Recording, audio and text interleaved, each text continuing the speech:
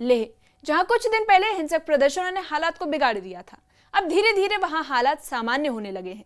24 सितंबर को राज्य का दर्जा और अन्य मांगों को लेकर विरोध में 4 लोगों की मौत हो गई और कई लोग घायल हो गए, जिसके बाद पूरे शहर में कर्फ्यू लगाना पड़ा। हालात पर नियंत्रण पाने के बाद अब कर्फ्यू में चरणबद्ध ढील दी गई है। सुबह और शाम मिलाकर कुल 7 घंटे के लिए राहत दी गई है। हालांकि गृह मंत्रालय ने एहतियातन 3 अक्टूबर तक मोबाइल डेटा और वाईफाई सेवाओं को निलंबित कर रखा है। इसी बीच लेह एपेक्स बॉडी ने केंद्र सरकार के साथ आज प्रस्तावित वार्ता का बहिष्कार करने का ऐलान किया है। हालांकि तनावपूर्ण माहौल का असर त्योहारों पर भी साफ दिखा और दशहरा समारोह रद्द कर दिया गया।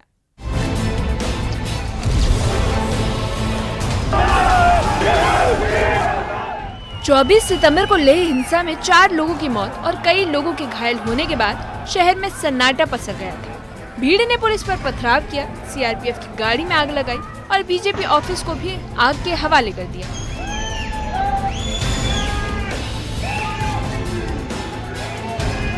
हालात इतने बिगड़ गए कि सुरक्षा बलों को आंसू गैस और लाठी चार्ज करना पड़ा, यहाँ तक कि फायरिंग भी करनी पड़ी और स्थिति पर काबू पाने के लिए प्रशासन पूरे शहर में कर्फ्यू लगाना पड़ा था। लेकिन अब धीरे धीरे हालात सामान्य होने लगे और इसी वजह से प्रशासन ने कर्फ्यू में ढील दे दी।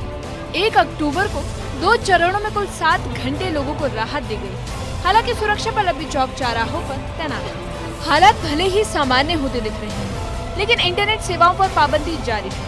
गृह मंत्रालय ने 3 अक्टूबर शाम 6 बजे तक लेह में मोबाइल डेटा और पब्लिक वाईफाई सेवा बंद रखने का आदेश दिया है। इस बीच लेह एपेक्स बॉडी ने केंद्र सरकार के साथ होने वाली बातचीत का बहिष्कार करने का ऐलान किया है। 1 अक्टूबर को तय वार्ता में हिस्सा न लेने का फैसला लिया गया है। वहीं कारगिल आधारित संगठनों ने बातचीत के लिए अपनी शर्तें भी रखी हैं। हिंदू महासभा ने लेह में दशहरा उत्सव रद्द करने का ऐलान किया है।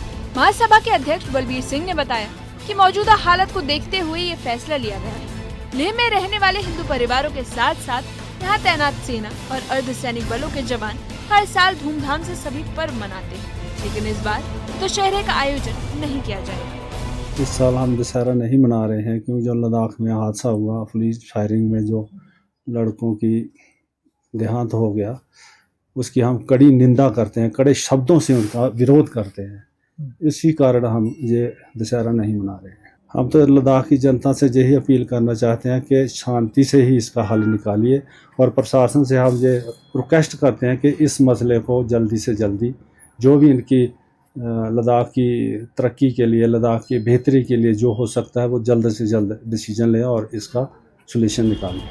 लेह हिंसा के बाद धीरे धीरे सामान्य हो रहे हालात प्रशासन के लिए राहत की बात है, लेकिन इंटरनेट बंदी और त्योहारों का रद्द होना बताता है कि हालात अब भी पूरी तरह से सामान्य नहीं हुए। कर्फ्यू में मिली ढील ने लोगों को सांस लेने का मौका दिया है, लेकिन लेह की जनता सरकार से ठोस समाधान की उम्मीद लगाए बैठी है। Bureau report, news 18।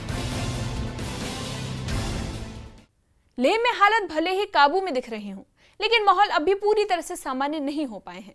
कर्फ्यू में मिली राहत और शांतिपूर्ण हालात उम्मीद जरूर जगा रहे हैं, मगर इंटरनेट सेवाओं के बंद रहने और वार्ता पर जारी गतिरोध से तस्वीर साफ है कि अविश्वास की खाई अभी भी बाकी है। दशहरा जैसा बड़ा पर्व इस बार रद्द करना पड़ा, जो लोगों की पीड़ा और तनाव को बयां करता है। वहीं 24 सितंबर की हिंसा ने जिस तरह से लेह की सड़कों को दहला कर रख दिया था, उसकी गूंज अभी भी सुनी जा सकती है। अब नजरें सरकार और स्थानीय संगठनों के बातचीत पर टिकी है और सवाल ये उठता है कि क्या संवाद का रास्ता खुलेगा या हालात और बिगड़ेंगे।